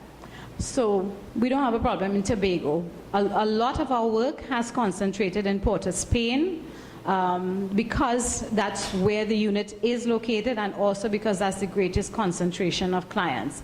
It also has been because of resources. And we have done work in San Fernando, Arima, Curep. We respond to calls and challenges in terms of persons, reports from the public. And we have 2 rehabilitation facilities. It was mentioned by some of our clients here, Power Empowerment Center and New Horizons. Both those facilities, again, they are voluntary programs that clients can engage if they wish. You can't be taken off the streets and brought to Court Shamrock, Power Empowerment Center, nor New Horizons. You have to want to do this. The ministry supports the Center for Socially Displaced Persons, which again a client had mentioned, and Court Shamrock in San Fernando financially. There are grants that are provided for the programs to operate.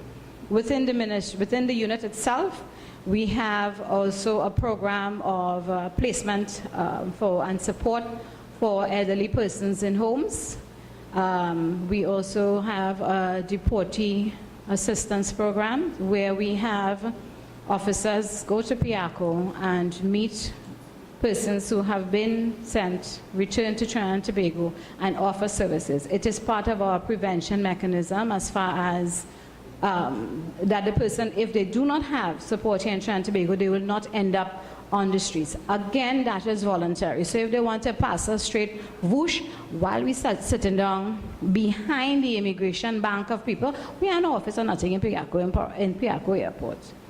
What we do is engage the person and try our best to provide the service. And that is also, as Mr. Braffett would have pointed out, resources is something that you need.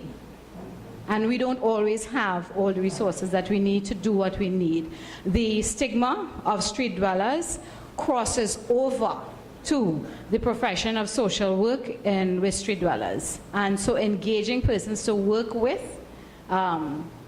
it's a bit of a challenge.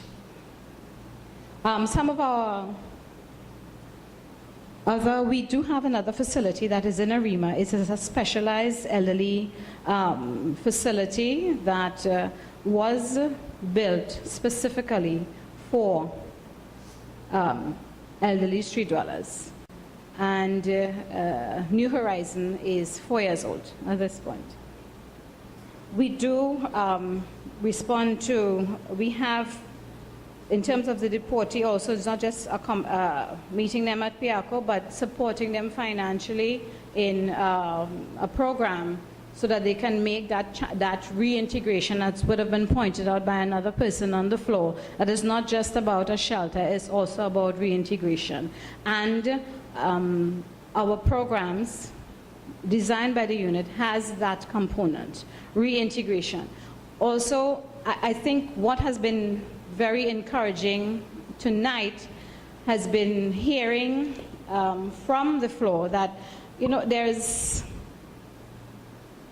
everyone spoke to one aspect of the solution, and one aspect is getting off the streets, having a shelter, having a place that at nights people don't have to sleep on the streets, having a place at night that if the police have to engage you under the Summary Offences Act, which is not a fun thing, which when you listen to their story, you know that it's just pathetic and very heartrending. They are sleeping on the streets because I just wait to sleep here tonight. That's not it. That a shelter allows the police to say, okay, come. You could come and sleep here for the night. And if you say no, say, okay, fine. If you're misbehaving, well, then the other option is that we carry you down and spend the night in the cell. What you want? Many of our clients will say, oh, well, I could take the shelter. It's just for the night. It gives a solution so that in the morning, Mr. Ticker does not find all of this fun and excitement on his doorstep in the morning. We spoke to legislation. It has to inform and give the process structure so that we don't make a mess, both on a societal level and a legal level. We need to have food, clothing, putting up a building, yes. We need a place to do this. sending person to St. Anne's. Yes, we need the mental health. And yes, I really appreciate, you know, the pity that nobody envies us. Because, yeah, engaging all the agencies to be part of a process, because everybody is very clear. This is a ministry of social development, ministry of the people. This is a social problem. And social things will fix it. No. Social things alone will not fix it. So we have to be friends with the police. We have to get health to engage and work with us. And at different times, the coordination and collaboration is good, sometimes it's poor. And a lot depends on what is channeling and what someone would have mentioned, political will. We need it. Political will has to be there. Enforcement of current legislation, yes, we do have the Summary Offences Act, and in some cases it can be applied and it needs to be applied. Tough cheese, apply it. Part of it is understanding that dealing with street dwelling, you always will need to have a push mechanism and a pull. The Ministry of the People and Social Development is committed to the pull. Come, we have programs that we can help you with. The push will come from law enforcement.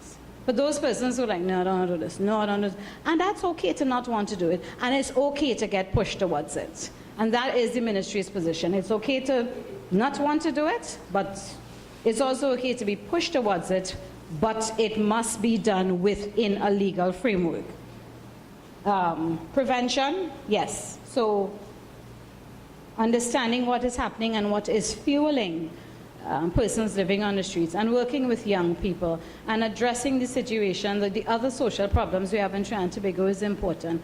Our more direct prevention problem activity is really the deportee intervention program that we have to try and avoid that this person ends up in the street, and it's also linked to crime prevention, because if you are reintegrated into society, we hope and pray that there's less push for you to engage in activities that are not legal.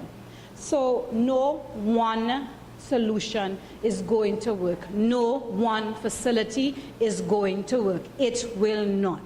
It can't. It is because the problem is multifaceted. It requires that we all work together. So for me, I think we all have bits and pieces of the solution. And what is really wanting now is that whole collaboration and coordination and understanding that we all need to work together to make it happen. Thanks. Right. Thank you very much, Mrs. Rez Borrell, sharing your thoughts on some of the issues which we raised this evening. Ladies and gentlemen, well, we are just about at the end of this evening's consultation, and it wouldn't be appropriate if we said goodbye without saying thank you. So I would ask Alderman Mangal Bisesa to move the vote of thanks at this point. If, with your permission, I'll stay where I am. It's been a long evening, a very fruitful one, I would think. You know, one of the things, and yes, I will say the thank you, and I'm going to keep this very short because I know you all are very tired. I'm very thankful that you all have stayed the course and stayed with us. But the reality is, there's so much, this is such a huge problem, and the solutions are, none of the things can be taken separately and taken in a vacuum. Literally, we have so many issues. It's not as simple as Mrs. Rez Borrell and ASP Barnett, acting ASP Barnett says. You can't take anything by itself. It's not going to stand up. As Mr. Braffett rightfully pointed out, you have people who you're trying to rehabilitate. If you don't have somewhere for them to go to, if you don't have things in place to do the follow-up after the fact, you accomplish nothing. All you've done is wasted some time and had them clean for a moment because there's nothing to follow up with. We've heard from the homeless people here themselves where they've had situations where they've been to treatment and so on, they've had issues with violence or whatever, they get back out on the streets, there's nowhere. So really what tonight has been about is identifying just how wide the range of issues are in terms of developing solutions. As Mrs. Resborel says, it has to be a unified front. It has to be many different components coming together and a lot of cooperation across the whole thing, because there are different sides of it. There are the business owners, the building owners, there are the regular citizens, and then there are the other aspects of it. I can tell you on behalf of the council, I take this liberty to speak on their behalf, because this is not just me, this is the entire San Fernando City Council and the corporation standing behind us and with us, that